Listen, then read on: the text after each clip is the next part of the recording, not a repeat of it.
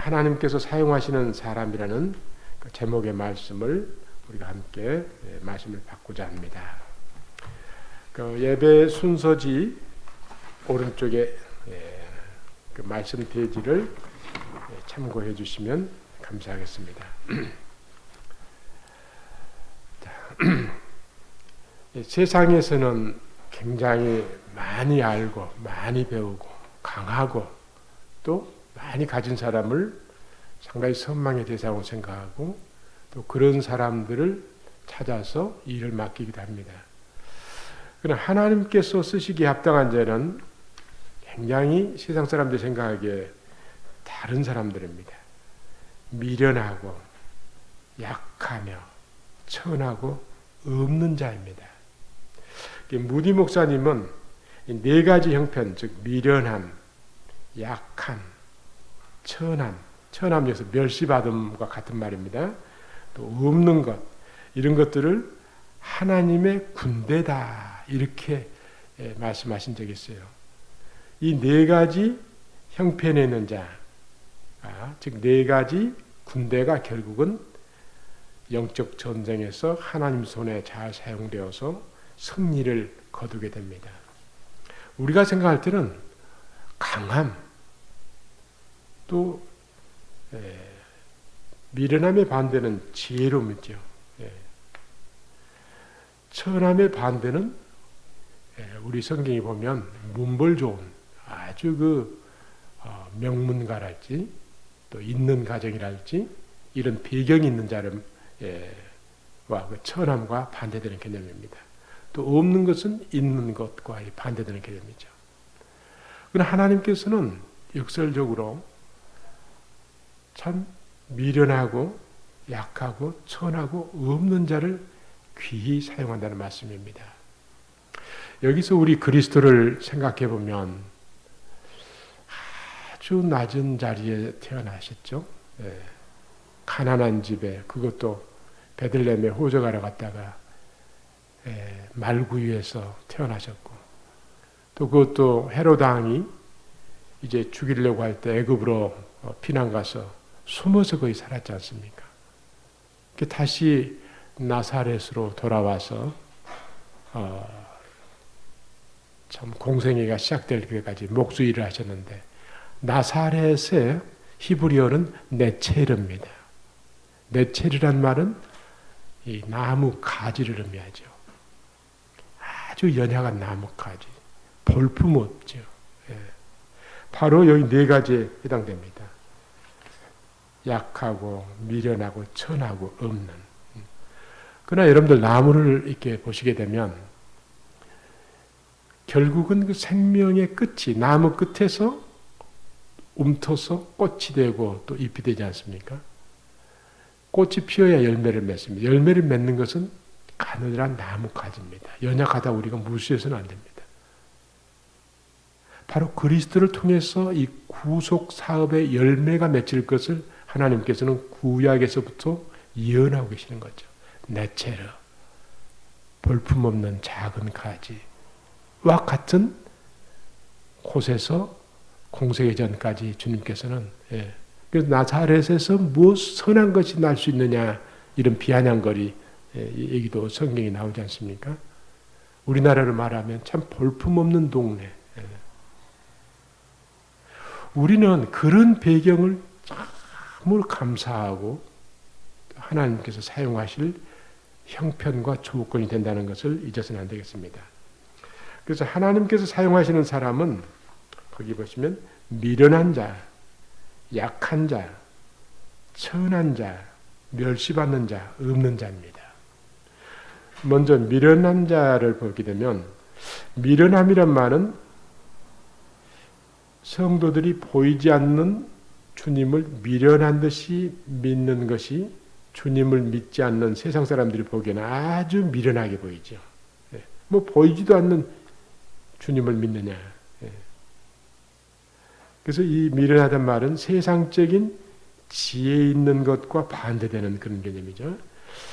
아주 세상에 그 요령 좋은 사람들 보면 아주 약삭 빠르고 동작 빠르고 재리에 받고, 그러나 적어도 미련한 자는 그와 반대되는 삶입니다.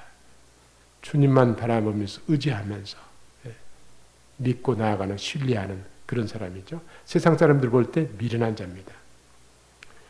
신령한 은혜를 받은 성도는 자기가 믿는 이유가 자기 지혜에 있다고 생각하지 않고 전적으로 하나님께 있다고 믿습니다. 그러므로 성도는 자기의 지혜에 어떤 가치가 있다는 생각을 전혀 않죠. 미련한 듯이 주님을 믿습니다. 믿음은 인간이 자기의 지혜를 희생할 때 생깁니다. 로마서 10장 17절에도 우리가 잘 아는 말씀이죠. 믿음은 들음에서 나며 들음은 그리스도의 말씀으로 인했다고 그러죠. 세상 사람 생각할 때는 이해가 안 되는 말씀입니다. 그런데 그 믿음을 또 주님께서는 선물로 우리에게 주셔서 날마다 주님을 세상 사람들 보기에 미련한 자처럼 주님 믿고 의지하고 살아갑니다. 두 번째는 약한 자인데, 약한 것은 죄악에 속하는 연약하다는 그런 의미가 아닙니다. 이 말씀은 어떤 말씀이냐면 자기 자신을 내세우지 않고 하나님만을 신뢰하는 그런 처신을 하는 것을 약한 것, 그리고 그렇게 처신하는 사람을 약한 자 이렇게 합니다. 강한 것과 반대의 개념이죠. 약한 것의 구체적인 예의 한 가지는 핍박을 받는다고 하는 겁니다. 고린도후서 11장 32절, 33절에 보면 성도는 약한 자로서 이 세상에 살아가면서 얼마나 많은 핍박을 받습니까? 예수 그리스도께서도 연약한 처신을 하심으로 말미암아 얼마나 많은 핍박을 받으셨습니까? 우리가 세상에서 핍박받는 거 당연한 걸로 생각해야 합니다. 그런 자를 하나님께서는 위로하시고 또 축복하십니다. 자, 그런데 성도가 자기 자신이 약하다고 생각할 때 주님의 능력이 온전하게 나타나게 됩니다. 저로서는 하나님을 원하시는 삶을 살아갈 수 있는 능력이 전혀 없습니다. 성령으로 오신 하나님께서 저를 주장하시고 능력 주셔서야만이 저는 주님이 원하시는 삶을 살 수 있습니다. 라는 고백을 할 때 하나님의 능력이 그분의 삶에 나타나게 되죠. 또 약한 자가 그 약한 것 때문에 겸손하게 되면 하나님께서 사용하시는 그릇이 됩니다. 그래서 무디 목사님은 겸손은 은혜를 많이 받게 한다고 했습니다. 겸손한 자가 은혜를 많이 받죠. 또 받은 그 은혜를 지키기도 잘한다고 했습니다. 사랑하는 성도 여러분, 우리는 주님의 은혜를 받기를 갈급합니다. 누가 받는가? 약한 자가 받습니다. 미련한 자가 받습니다. 이들의 특징은 무엇입니까? 겸손입니다. 결국 겸손한 자가 하나님의 은혜를 받고 또 그 은혜를 오랫도록 보존합니다. 그래서 고린도후서 12장 9절 10절 말씀을 한번 봐볼까요? 고린도후서 사도 바울의 고백입니다. 고린도후서 12장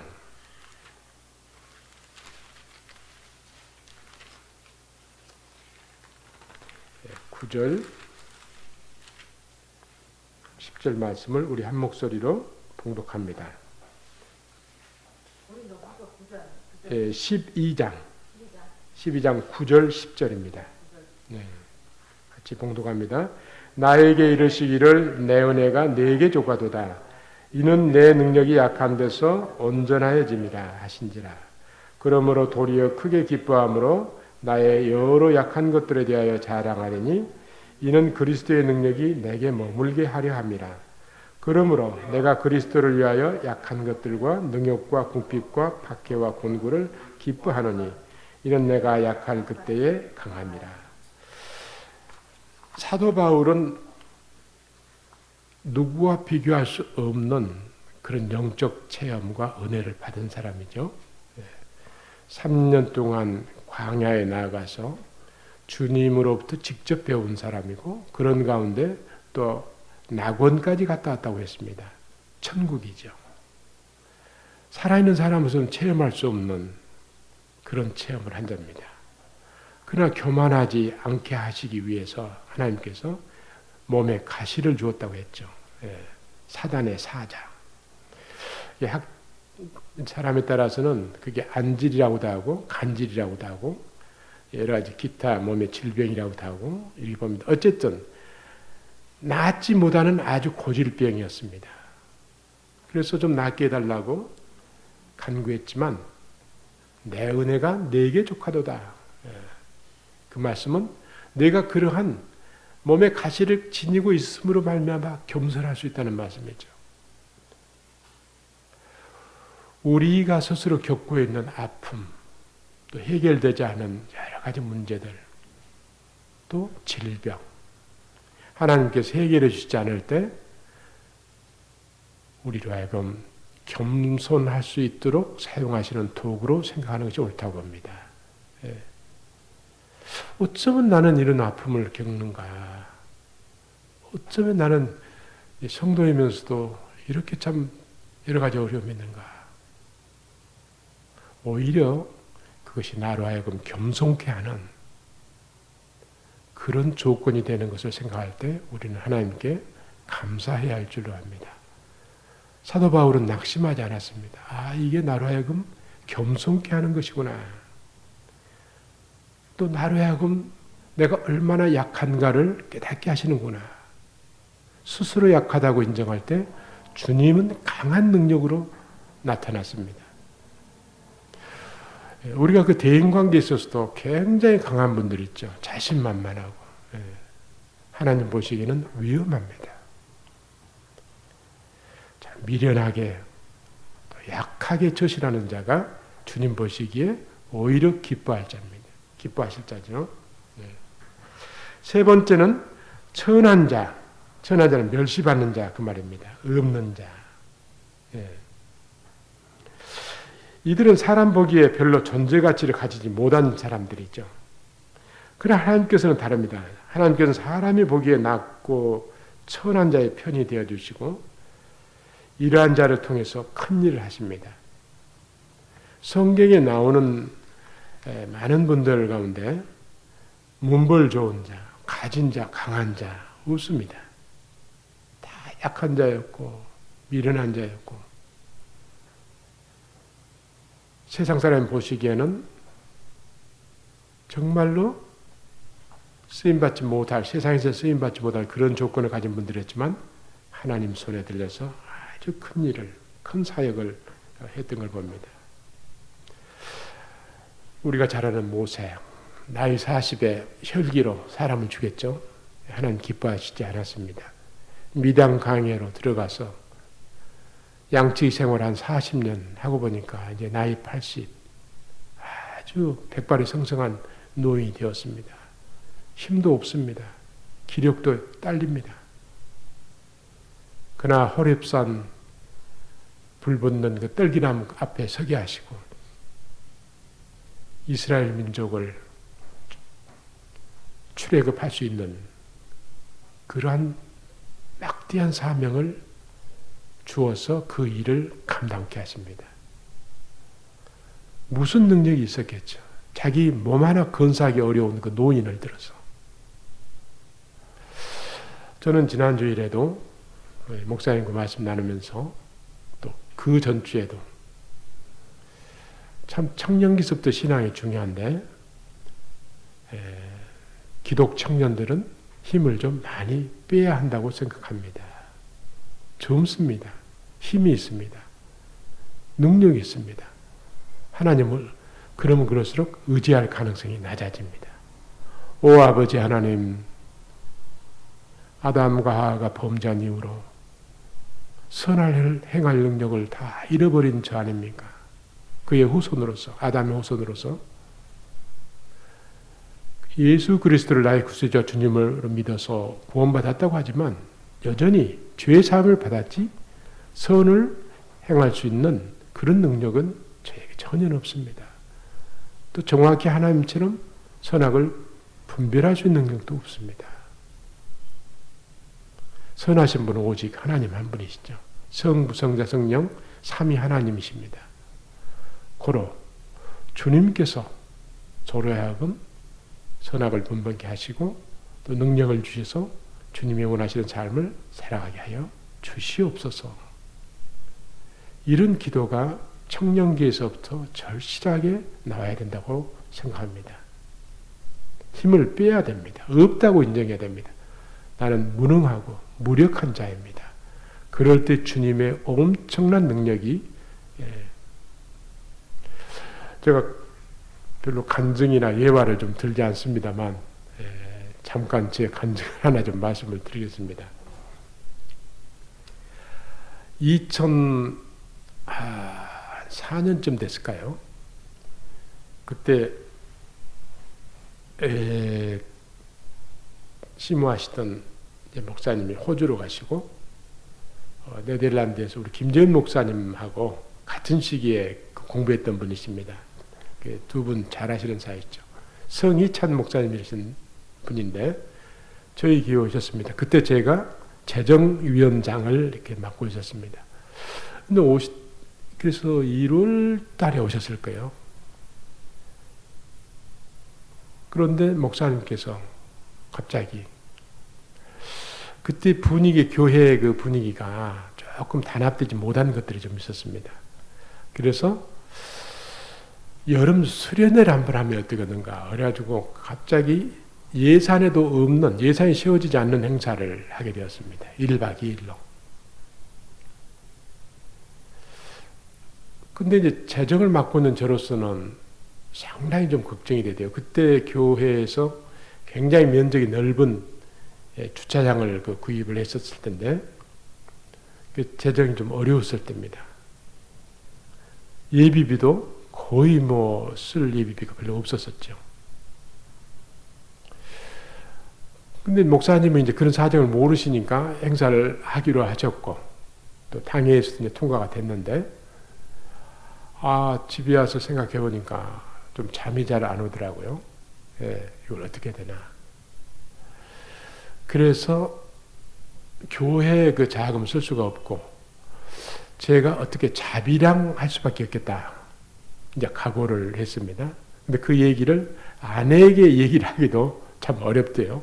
그렇다고 해서 제가 어떤 자금을 내 수중에 가지고 있는 것도 아니고, 이걸 어떻게 했으면 좋을까.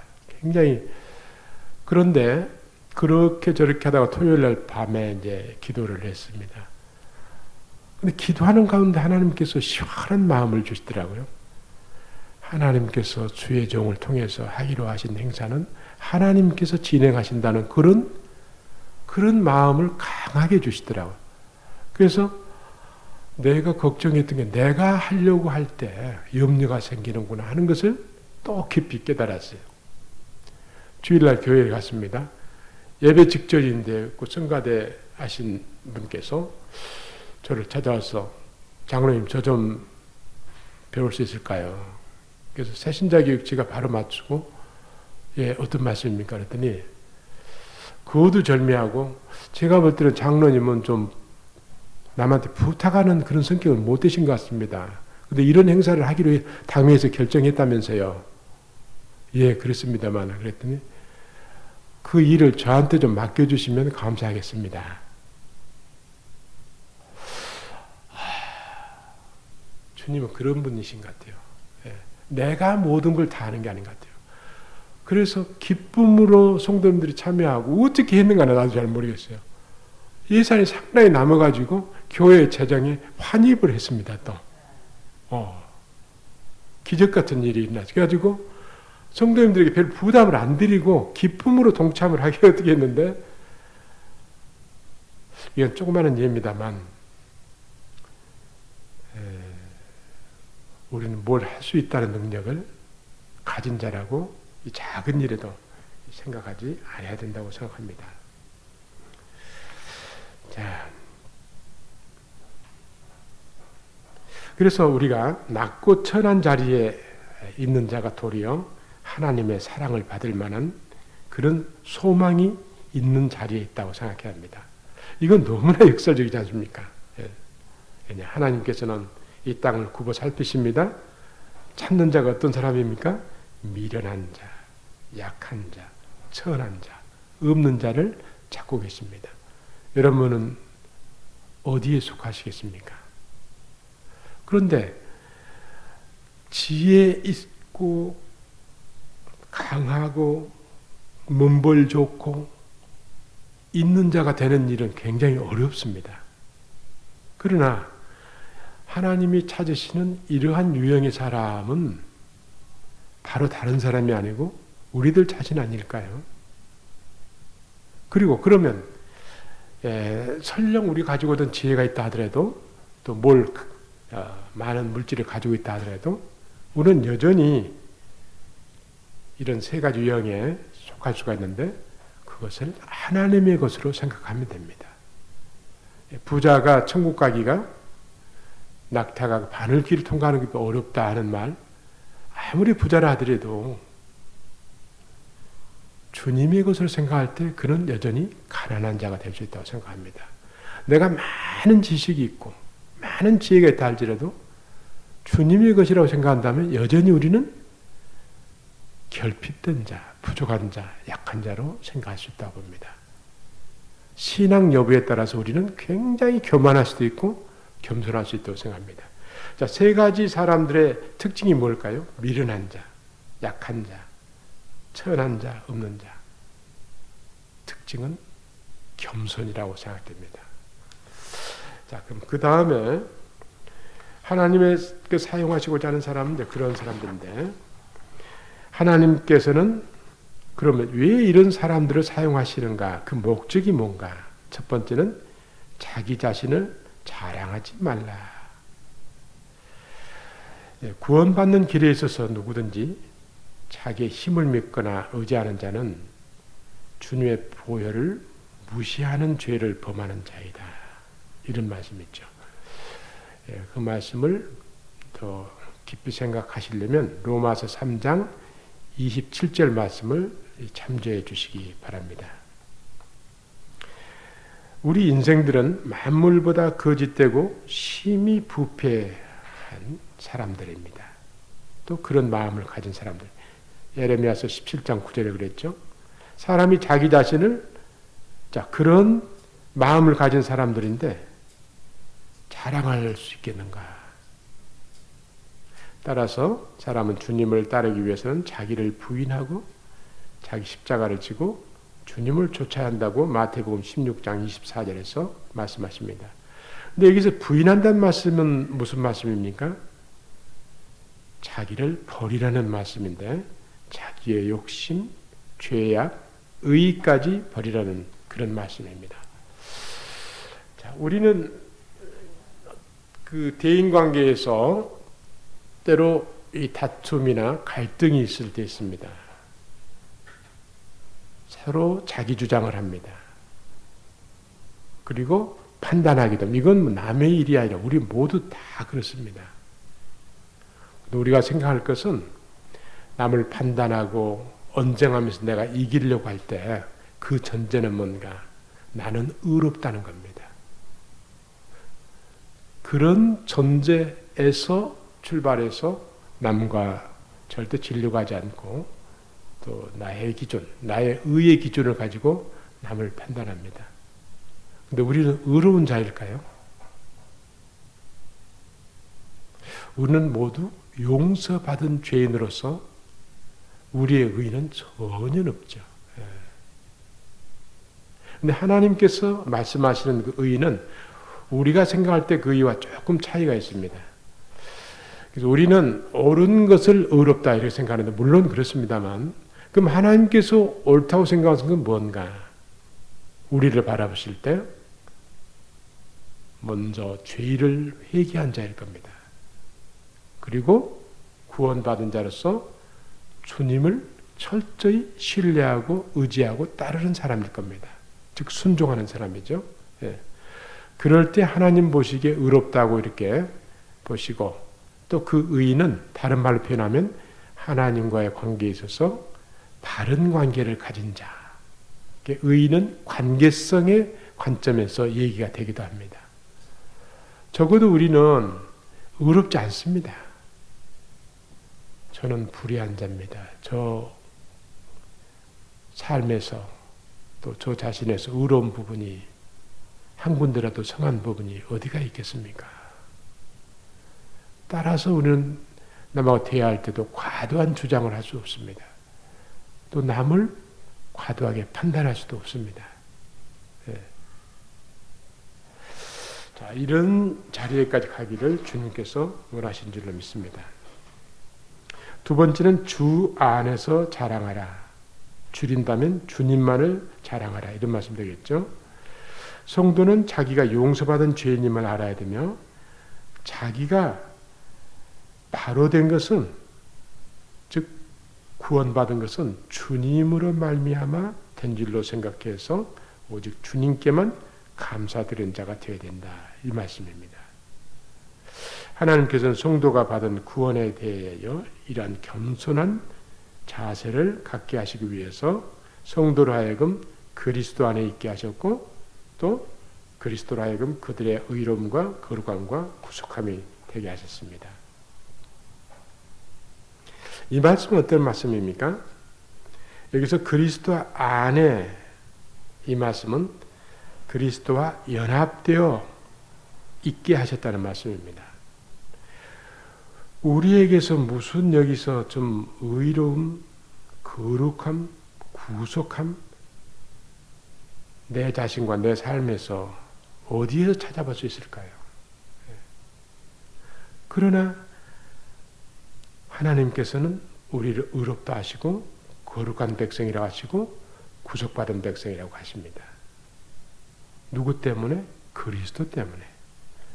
그리스도를 통해서 구원하셨고 또 성부 아버지와 성자 그리스도의 영인 성령을 보내셔서 계속 거룩한 삶, 의로운 삶, 선한 삶을 살게 하십니다. 연합되어 있습니다. 우리 단독으로는 그렇게 할 수 없지만 주님과 연합된 상태에서 내주하시는 성령님께서는 이러한 삶을 살 수 있도록 인도해 가십니다. 따라서 의로움과 거룩함과 구속함은 그리스도 안에서, 그리스도와 연합된 상태에서 성도가 소유하게 됩니다.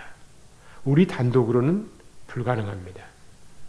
그러므로 성도는 주님 안에서 주님만을 자랑해야 되겠죠.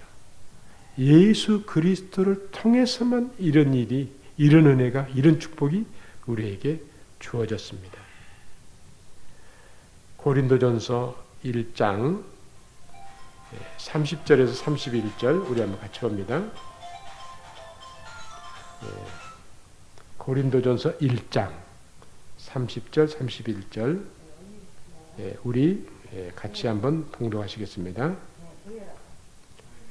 고린도전서 1장 30절 31절 같이 봉독합니다. 너희는 하나님으로부터 나와서 그리스도 예수 안에 있고 예수는 하나님으로부터 나와서 우리에게 지혜와 의로움과 거룩함과 구원함이 되셨으니 기록된 바 자랑하는 자는 주 안에서 자랑하라 함과 같게 함이니라. 오늘 본문 말씀이죠. 오늘 말씀을 정리해 봅니다. 하나님께서 사용하시는 사람은 미련한 자, 약한 자, 천한 자, 즉 겸손한 자입니다. 우리가 구원받은 것도 주님 때문에, 우리가 평상시에 하나님을 원하시는 삶을 살게 하시는 것도 주님 때문에 가능합니다. 말씀을 깨닫고 말씀을 순종하고 이 모든 것들을 성령으로 오셔서 우리를 인도하실 때 가능한 일입니다. 그러므로 우리는 자기 자신을 자랑할 수가 없습니다. 주님만을 자랑, 먹든지 마시든지 무엇을 하든지 주의 이름으로 하고 주님만을 자랑하는, 그럴 때 우리를 주님께서는 더욱 귀히 보시고 귀하게 사용하실 것을 믿습니다. 자, 이제 이 말씀을 생각해 볼 때, 나의 약함이, 나의 부족함이 오히려 하나님께 쓰임 받을 수 있는 귀한 조건이 되겠구나. 이런 일로 낙심하고 또 비참하게 생각했다면 내가 그때 이런 하나님의 뜻을 몰랐었구나. 이런 생각을 하게 됩니다. 크리스찬은 참으로 복된 자라고 생각할 때입니다. 이런 우리의 참 낮고 천한 우리를 하나님께서 쓰실 귀한 그릇의 조건으로 삼으시다니 너무나 감사합니다. 자, 우리 이 말씀을 생각하면서 찬송 425장 찬송 드리겠습니다.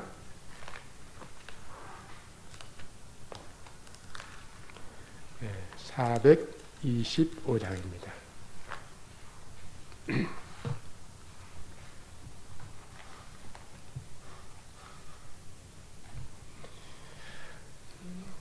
주님의 뜻을 이루소서.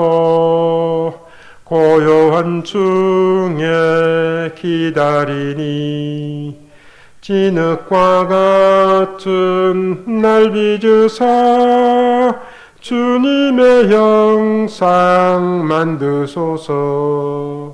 주님의 뜻을 이루소서. 주님 발 앞에 엎드리니 나의 맘속을 살피시